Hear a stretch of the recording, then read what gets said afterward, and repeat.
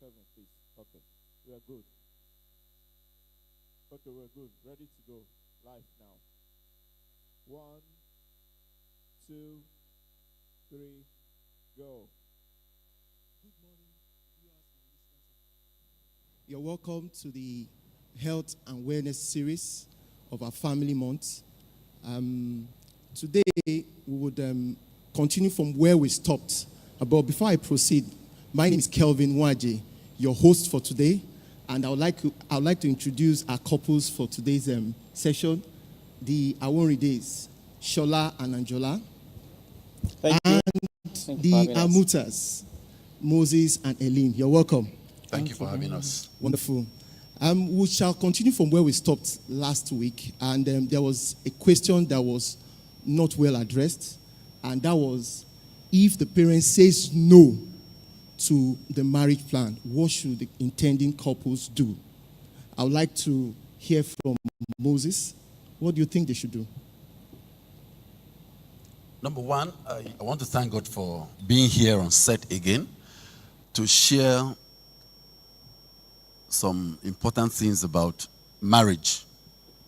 So I believe that as we listen, the Lord will bless us. One, the parents' input is very important. And for the intending couples, especially our sisters, the major thing is the consent of your parents is very, very important. And I will not advise that we go ahead or that you go ahead. There is always, one of the fruit of the Spirit is patience. Please patiently wait and pray. Patiently wait and pray. And I'm very sure that if you are convinced about the relationship which you have with the brother, God will intervene and speak to your parents and intervene and melt their hearts towards the man you are engaged to. But I want you to know that they are saying no does not mean they hate you. No. It might be a waiting time for God to perfect some things in your own life or in your relationship or in your conviction. So it's very important for you to take it in good faith and go and pray about it. Go and pray and seek the face of the Lord about it. There are other things that could be discussed. There are other things that could be said, but I'm sure my other brethren who are here will be able to bring it out and we'll share it together. Thank you. Thank you so much. Patience. Patience is key. Shola, do you have anything to say towards this question? All right. Yeah. Yes, I do have. I remember last week I mentioned the fact that even for myself and my wife, we had at first I heard a no about us going ahead with our relationship. One thing I want to call out, which Bramoza also mentioned, is the fact that you both need to be sure that you heard God, and then that you're very convinced about the relationship. One. The second part is you need to be clear about what exactly are they saying no to. You know, I give a quick example about us. What were they saying no to when I heard the word no? Basically, it was because my parents-in-law felt slighted, you know, at that time. They felt slighted that when they heard about our relationship, the whole church had known about it. So they were like, we used to encourage other people's, children to say, oh, this person wants to get married to, okay, do this, do this. They are not the last to hear about their own daughter's engagement, you know. So when I went, I had to go and meet them to say what exactly is the problem. And they came out to tell me this is that. So my own advice is we even need to be sure of what the reason for the no. Are there things that are very, that things that you can't even tread on? Are there things that are very sentimental? Are there things that, is this something about tribe? Is my tribe, don't go there, don't go to this tribe and not. You know, those kind of things can be very funny. So another advice I would give is, can those couple to be look at, apart from praying, look out for the people that these parents kind of listen to. Are they friends? Are they fathers? Are they other people that they think they can listen to. I think by so doing, praying and approaching this, because these were the practical things that we did. I spoke with some other people in church that I know that my parents-in-law listened to, and I by prayer, the whole thing was became history today. That's fantastic. That means they should go an extra mile to even consult other people and see how they can convince the parents. That's fantastic. And I also got something from what you've just said, and that is they should even know why the parents are saying exactly no. Why they are saying no. Why they are saying no. That's fantastic. Thank you so much. Ellen, do you have anything to say towards this question? Thank you very much. I want to look at it that the family unit is very important. And the first thing is that our families, we did not get to our families by ourselves. It was God that have put us into those families. And you see, for God to have put us in various families, it means he sees it as a unit where we can work together. And so when it gets to the point where a family member will need to leave, to go cleave to someone else, it's very important to that family. Like we said, they could look at several things. It could just be that you're not from the same tribe and they are so troubled. Are they sure you'll be taken care of? Most of the time is actually their concerns, of how your future will be like when you get married to this same person. So we want, out there, let's look at it that they don't hate you. Yes, there are excesses. There are times that is more like because he doesn't have this or he doesn't have that. But more importantly is that these people are worried. They want to be sure that you'll be taken care of. Okay? And that your family will stand. And, at times when they say no, it's actually for your own good because you go back. I remember also in our relationship, my brother-in-law said something one day. He said, saying no is not that it's just like that. Go back to God and confirm that this is right, that you are actually doing the right thing. So when he said that, I just smiled to myself. I said, Lord, well, this is for you. Because we're talking about Christians here and the need for our homes to stand. And with such at the back of your mind, you even know that you already have a little of, some negative things around you. So you must make sure that your marriage would work. So I don't see it all as a negative thing, but I see it as something that will push you. But you must be patient with them and with God, who is working things out for you. Remember the scripture said, all things work together for our own good. Yes, correct. Yes, correct. Thank you so much. Thank you so much for that contribution. Angela, do you have anything to say towards this question? What's your perspective?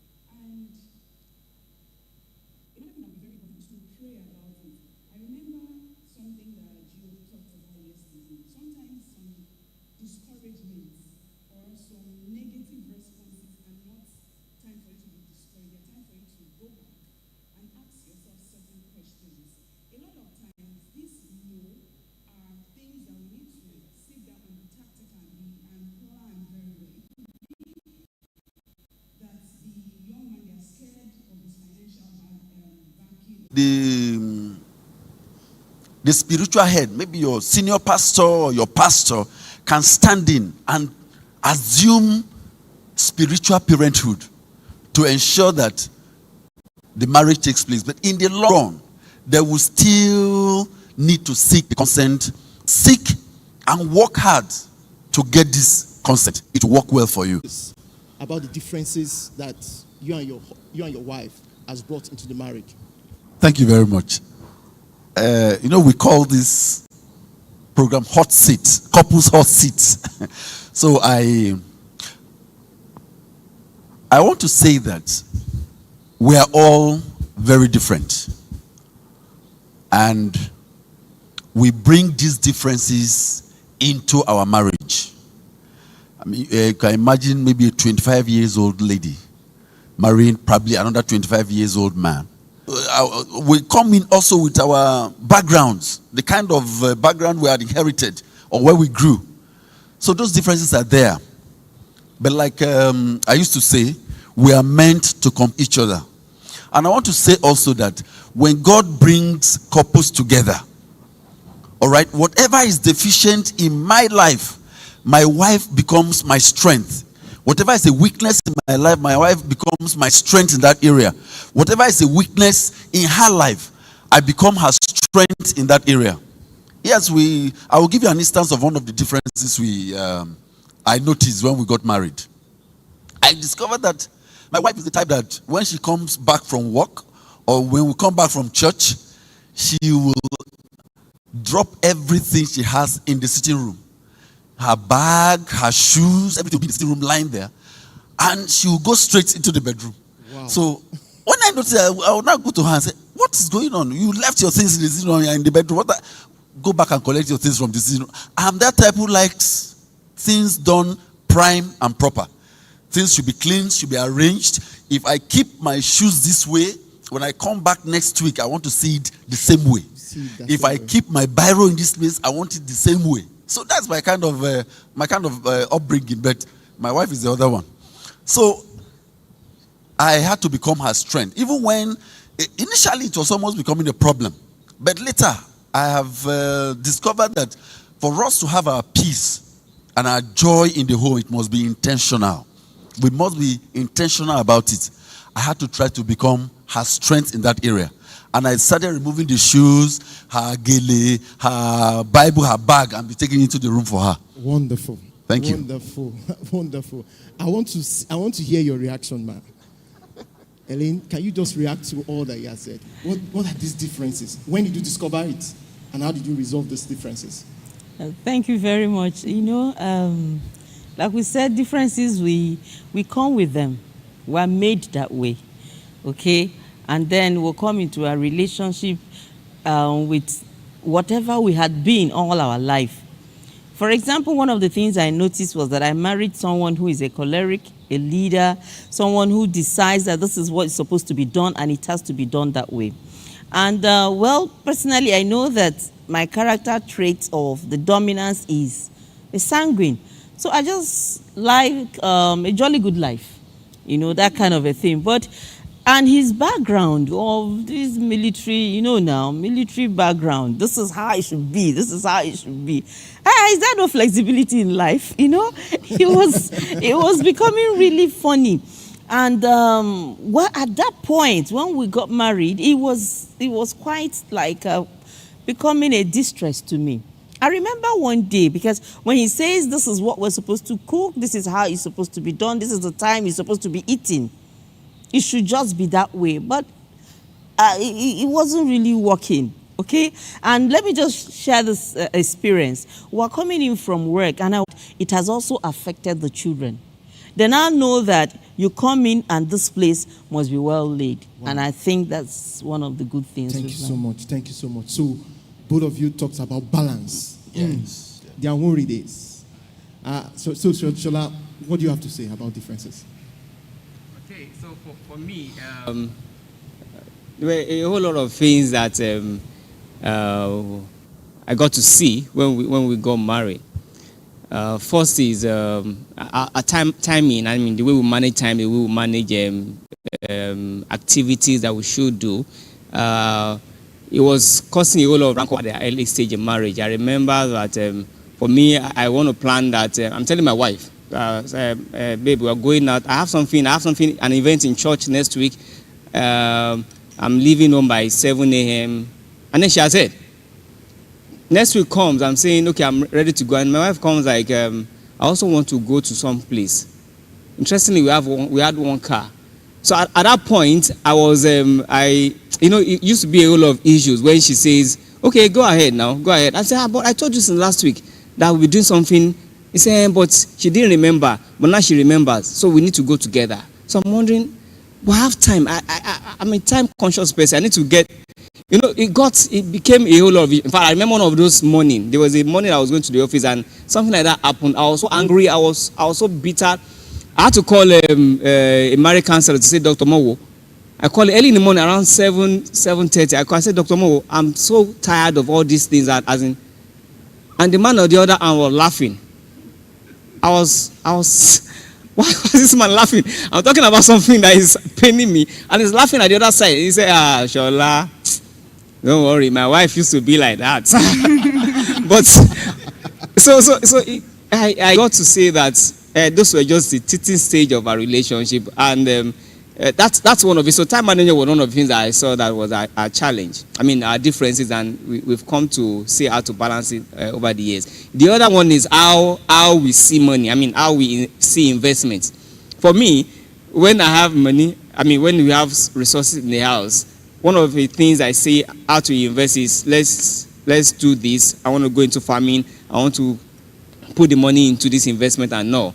But my wife on the other hand is saying, why is this guy spending money like this? Why is he spending money like this? We should put it in a bank, put it into treasury bills and all.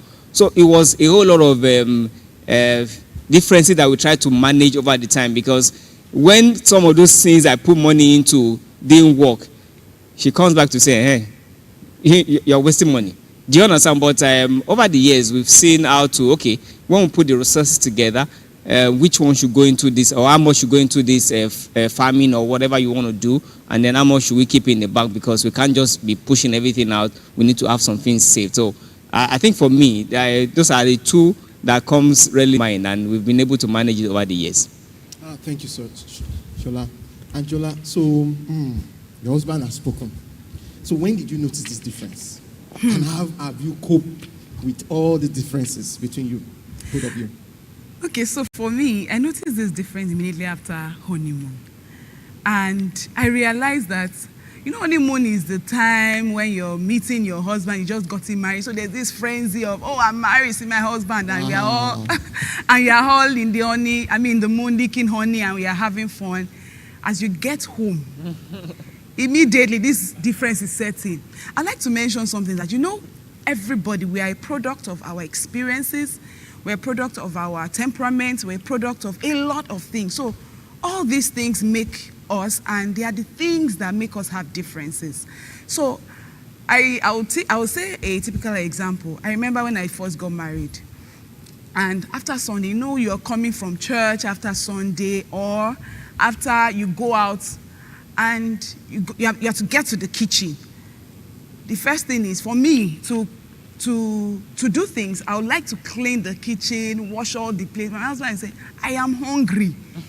Leave these plates, sort the food. When you are done with the food, you would wash the plates and all. But as time went on, we learned to communicate better. We learned to understand that this is his background. This is how he was brought up. This is how his parents brought him up. And as time has gone, we've learned to communicate, and we are better at it. Thank you so much for that. I think what I hear you say is discussion, communicating, and try to resolve any form of differences. Yes. Thank you so much. I want to believe that we are all blessed. And I'm sure that you have questions, comments, and contributions. I would like you to call on the line 080-175-785454. Again, 081-75-785454. I will take that again. I have to take that again. 081-75-785454. You can call on us, and you can make comments on all our social media platforms, including the Mixer, YouTube, and Facebook. We'll be expecting your call. Moses, you have something to say. I could see you. Yes, I actually want to address some of our young couples. If differences are not handled well, there will be a lot of what do you call it? There'll be a lot of gap between you and your spouse. A lot of homes are in disarray today because of the way they handled differences. These differences, most of the time they are good, they are for good. For you to blend, to help each other.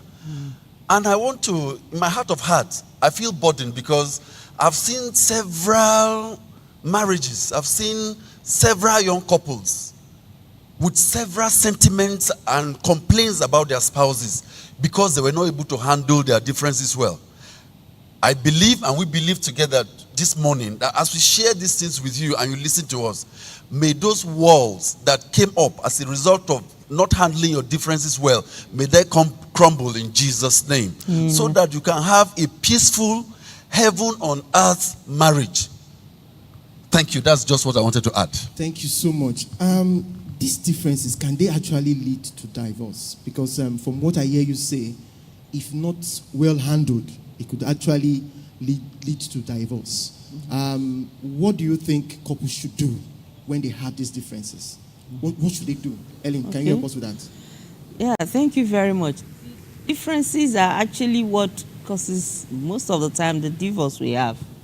They'll say they are no more compatible, they can't do things together, and then you begin to wonder, how did they do it when they started? These were people that you saw, they were really in love, they, tried to build a relationship together. And I want to say that this actually starts from courtship. There is a need for us to understand one another. There is a need for you to intentionally want to understand the other person. And then see that I am coming into this person's life for a purpose and I want to help that person stand better.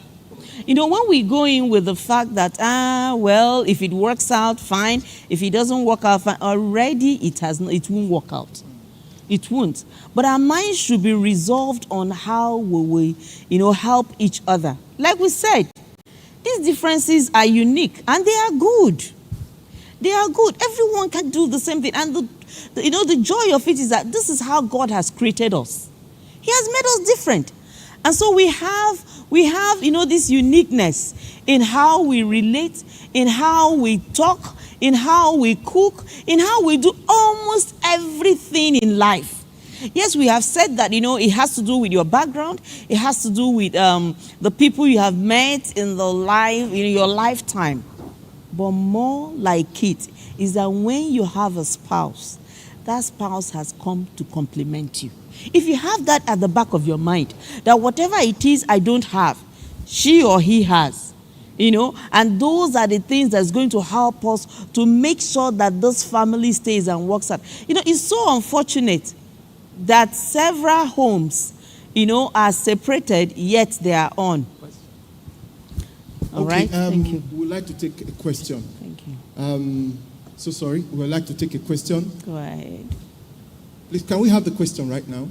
Okay. So, this is the question. This person said, "Good morning, sir.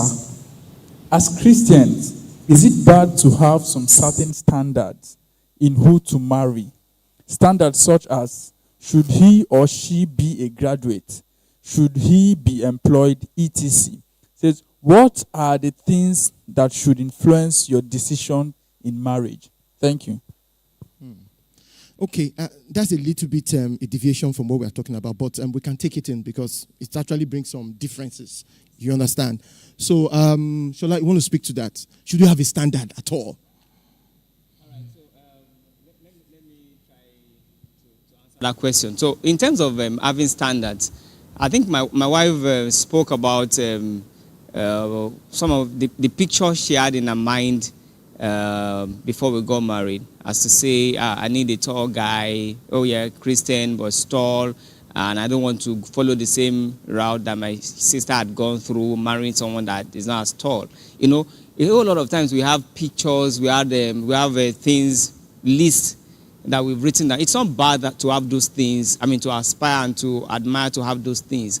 But if you are a man or a woman that listens to God, that hear God, which is very, very important, and I think I said something like that to last time we were here, that when you're a man under authority, a woman under authority, I think God's direction actually overrules some of those qualities or some of those standards you're looking for. A whole lot of time, those standards are maybe to your own selfishness, to say, because I don't want to suffer. That's why I'm doing this. Or I don't want to go the path my parents went. That's why so the standards are good, but you also need to be sure that you are hearing God. Does those standards fit what God's plan for you is. So we shouldn't mix it up. You see, because the person is not tall, you're not going to get married. Or eventually go tall and you're going to marry a wife beater. So we need to be very careful about the standard we are setting. Thank you so much, Shola.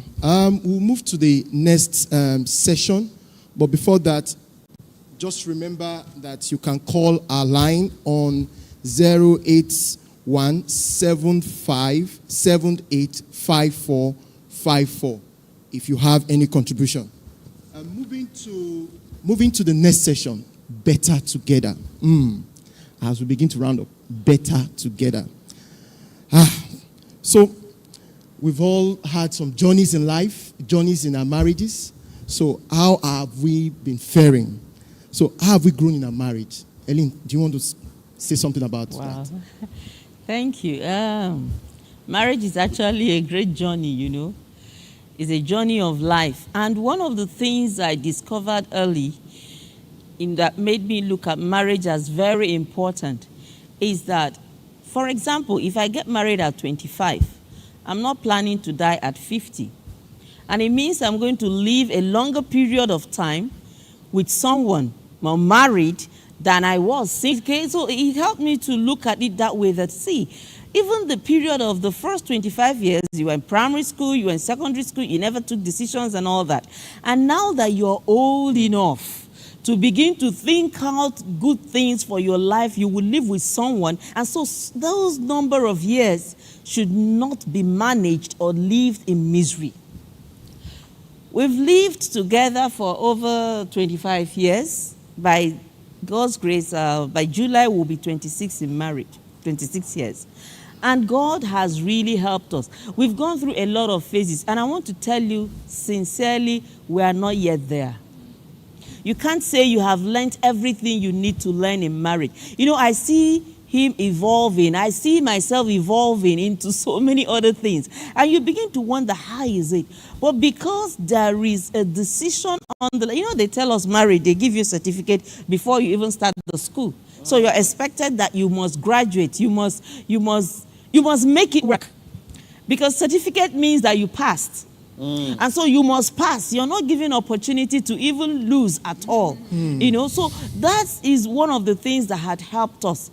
And you see, one other thing that was very critical was to find out, why were we coming together? This home must have a purpose. They say, while there is no purpose, abuse is inevitable. So we knew what God was calling us to do. I still want to say it out there. You know, some of us who had gotten married for a long time and we never bothered to find out from the Lord as Christians, why did he put us together? Every marriage is not the same. There is even no two marriages that are the same. So knowing why we were brought to us, battle. That Christians who have issues in their locate to your house. We said, okay, you can stay. And he stayed some days. And he said, well, I'm good. I'm going back home. And we were wondering. It also helped us because there are times we have misunderstandings and we're quarreling and we're not talking. And there somebody walks in the evening and wants to stay for 3 days. You can be sure the quarrel has to be suspended. Yes, you can't give what somehow you have. because there is a purpose. We kept asking ourselves, if we now look at our differences, you know, and then begin to downplay the purpose of God for this relationship, by now we might not still have been together. You know, like he said earlier, there are times you ask yourself, is this the right place? Have I gotten it wrong? Because of these differences. But we've known that, you know, there are marriages that you have what your goal, your desire. This is what I want my marriage to look like as a woman. This is what I want my marriage to look like as a man. And most of the time you want peace.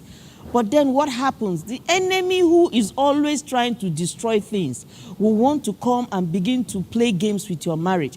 And at those times, if we are consistent with God and we have made decision to work together, the painful part is that a lot of families are together but they're separated. Wow. Interesting. So God is going to help us. You know, whatever you know that God has put in your heart for your marriage, hold on to it. 5 years, 10 years, even if it has not come to pass, hold on to it because it is God that gave you that vision. And the Bible says it will not tarry. It will definitely come to pass. Thank you so much. That was just loaded. Let me come to Angela.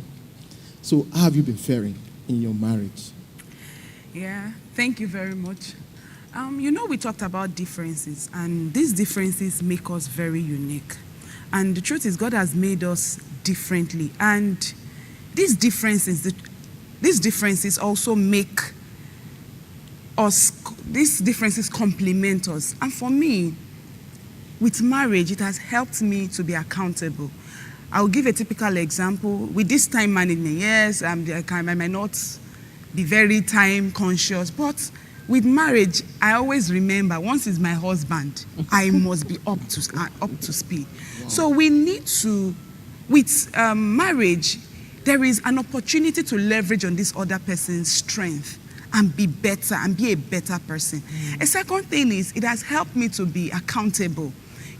As married people, we have goals. We set goals at the beginning of every year, of every quarter, whenever you set your goals. And you have a partner that you would report to. I'll give a typical example of what happened to me yesterday. Myself and my husband had agreed that I should do something. I went out. I took my time. I forgot. I didn't forget, but we women, when we see things, we'll talk all and all, not remembering that there is something to be done. And I remember on my way, I said, oh my goodness, I'm going to face my husband. What would I tell him at home? He had told me to do something. And those are things that happen. You'll be accountable to yourselves. If you are alone, you can give yourself excuses and it would fly. But once you have a partner, you share your dreams, you share your aspirations. And so when he told me to do it, I just told myself that the only thing I told myself was, okay, I will sleep early. Even if I had gone out, I'll sleep early, wake up, and do what I had to do. So at least he helped me to do something. And that's what marriage is about. So if we're able to forget about our differences and realize that God has placed us together to serve a purpose, like what Sister Elaine said, I really love what she said, and I am blessed with what she said. We should downplay our differences and ensure that this purpose that God brought us together should bring to pass. We should work together and ensure that this purpose must be fulfilled. I think we will go. Thank you so much, Angela. Shola, so how have you learned from each other's strengths?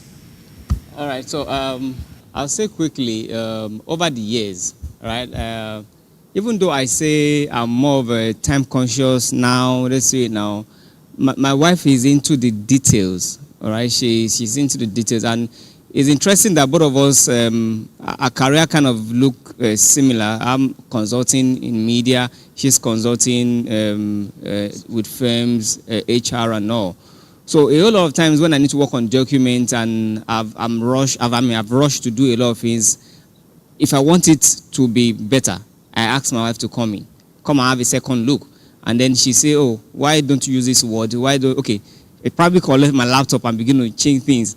At that time, because of my rush, I'm saying, but I still want the document to be better, right? So that has really helped a lot. And one other thing I'll say, maybe to younger couple, is you're not in it all by yourself.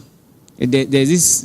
Some people have the notion of, okay, I'm married to my wife, my husband, and we are just us.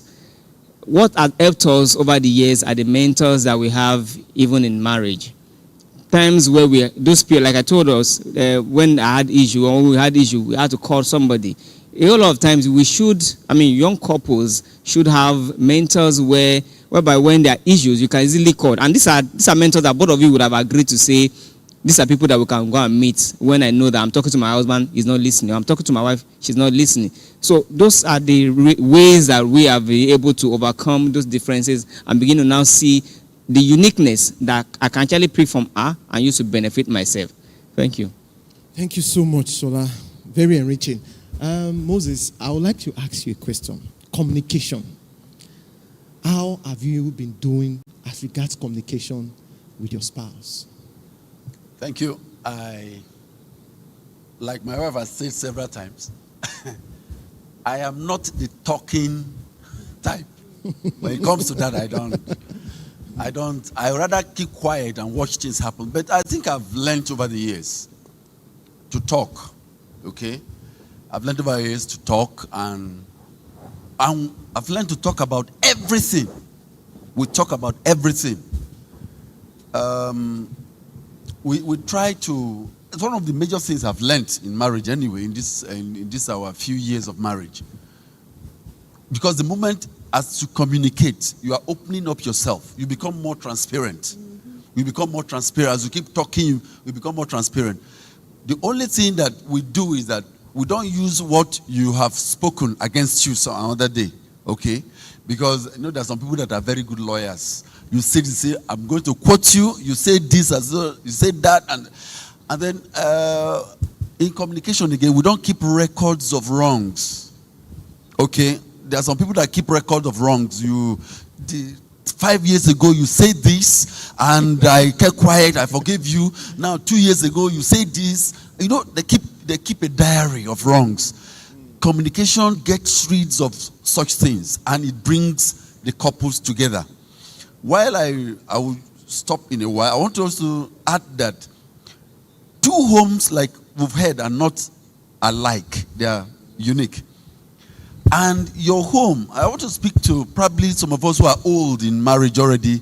We have children who are about to get married, and you want your children to be like you, everything like you, their home to even be like you. It's very, very wrong.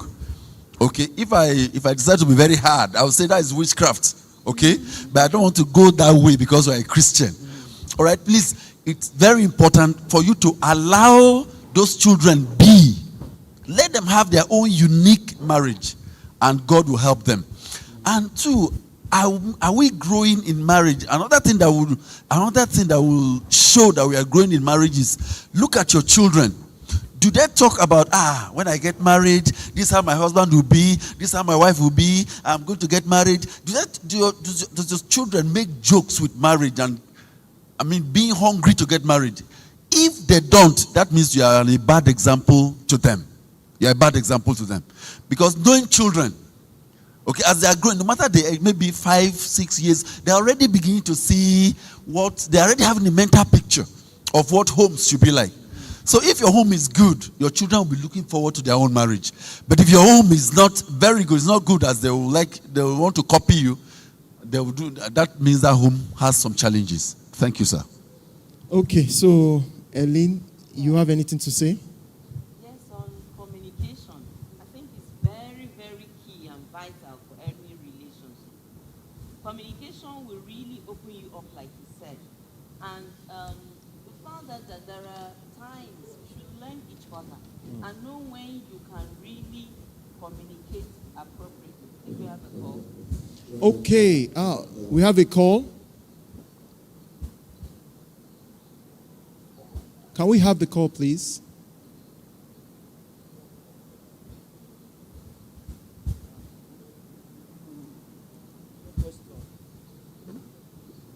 Hello. Can I go on? Yes, please go on. Good afternoon. I want to. Good afternoon. Good afternoon. Good afternoon. Yeah, I want to thank the panel for their insightful exposition. My question borders on the issue of free disclosure. Because we have this theory that we take everything that we tell you, whether a believer or non-believer, because of differences in terms of our upbringing. If I, as a person, I come from a very large family, and I need to take care of all my children, my wife is aware of that I'm from a very large home, and my wife is just from a very small, or what we call nuclear family like that. And I'm the real financial of the house, of the home. I don't spend any money outside the family, but yet I needed to assist my own people. Is it everything that I want to do to my relation I must inform my wife? And I'm saying this because of the cases we have had. The father, one of my friends was saying that he mistakenly informed his wife, who is a very strong believer, and he supported him of reaching out to his family. But anytime there's an issue that has to bother on the family, say, hey, if it's your own family now, you'll be eager to help them. These are the issues why I think most men want to hold on and use scripture that says wisdom is profitable to direct. I just want a clarification. Must you disclose everything about everything to your wife or to your husband? So, who wants to go first? They are already. Shola, thank you. Let me try an answer to the best of our experience. So I like the passage that you quoted as to wisdom is profitable to direct. And I think these are some of the things that we get to discuss even while we're courting. I mean, this were some of the things that we discuss while we're courting, to say in terms of helping the family, to what extent, in terms of paying the parent, to what extent, in terms of having somebody to stay over in your house, to what extent. So when we got married, some things were already called out to say we'll be giving our parents money and with same amount. But sometimes when there are situation occurs that somebody needs more than what we have budgeted, it beckons on me, because I know it's a very sensitive issue to a lot of families, as to say we have a joint account. It's a whole lot of it's very sensitive. But for us, we're using our life now. For us, we speak about it, and we understand that this person actually needs this money at this time, and then we agree to whether it's because we are together. Our family is our family, whether it's my family or our family.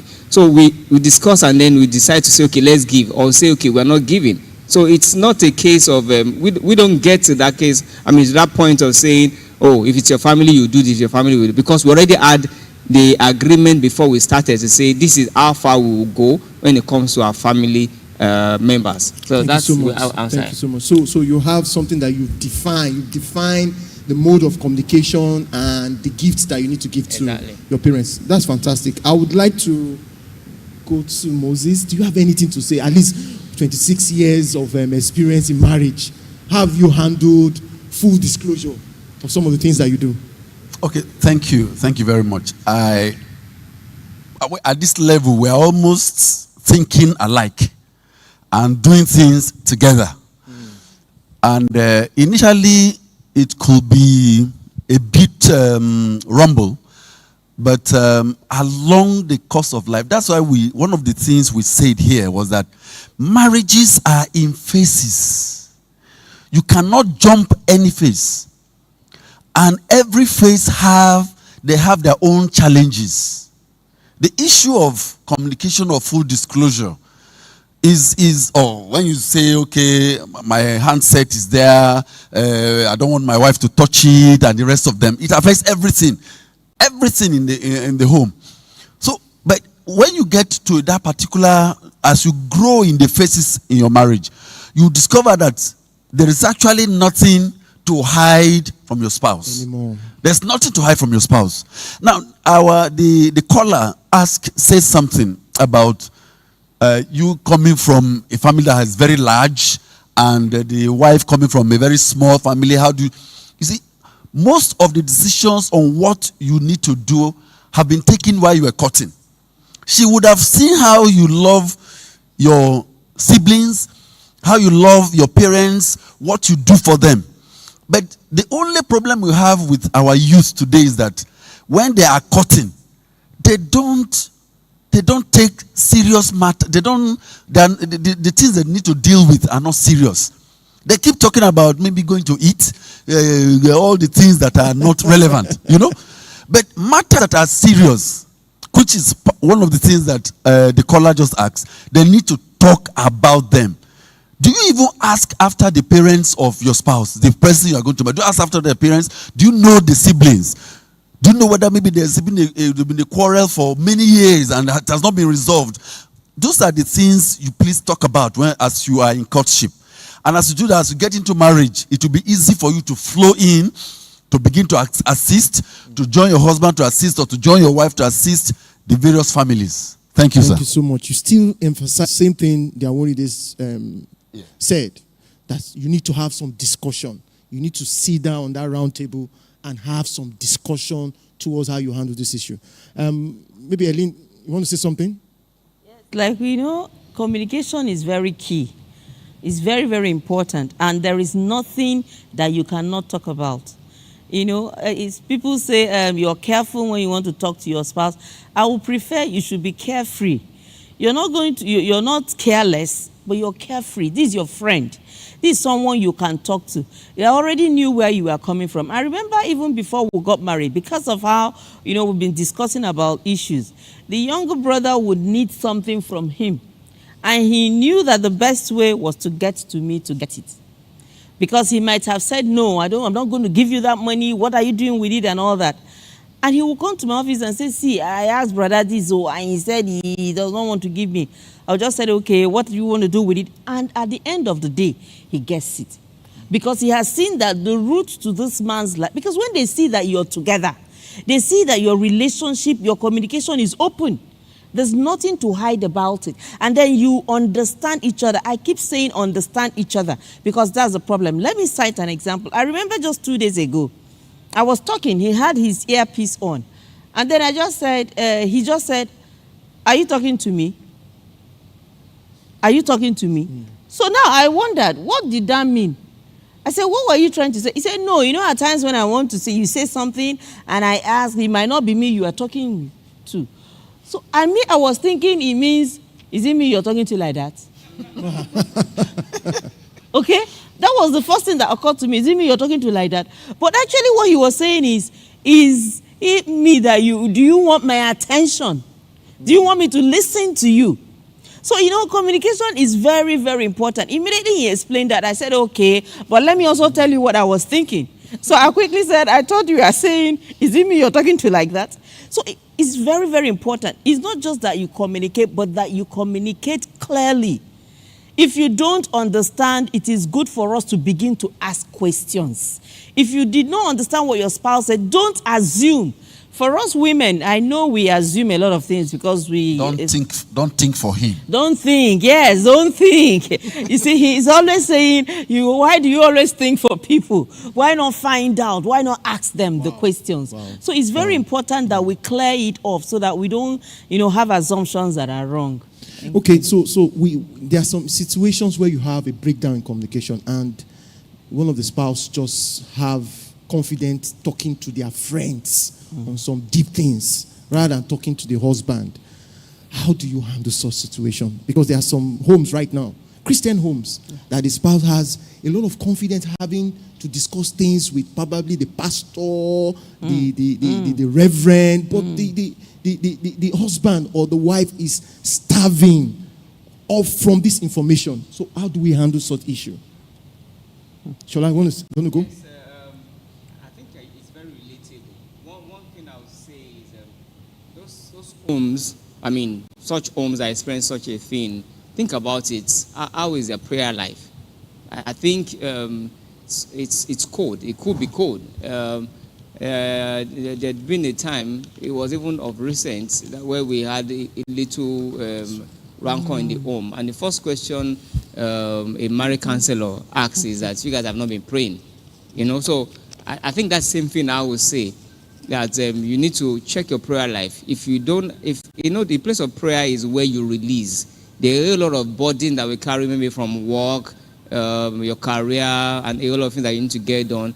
But when you get to the place of prayer, where God is, where you can pour out, and then you are free. You feel empty. You feel free. So that's one thing I would recommend. Another thing is maybe the wife at this point should understand when and how his husband, her husband hears or when he listens. It will be at that time he could tap him to say, I've been trying to tell you something.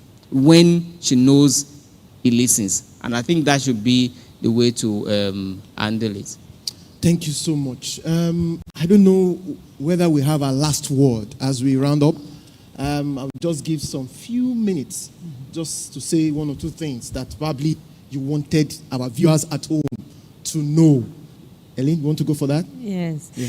I want to say that in marriage, you will always learn new things. There are new things that will help you. And whoever gets to learn those new things should begin to apply them. I want an example. I saw, on the WhatsApp group, somebody posted efficacy of couples prayer. and talked about how important it is for couples to pray together, and that is not the same thing as the family altar, and that you need to do this prayer together. And then he said, you can do this prayer holding your hands, holding yourselves, or, in various forms. So I read it. I said, I've learned another one. Oh. He was laughing. So the next morning we knelt down to pray. I said, we should be holding hands. That's it. It's a new kind of prayer that will help us. The Bible says, when two of you shall agree as touching anything.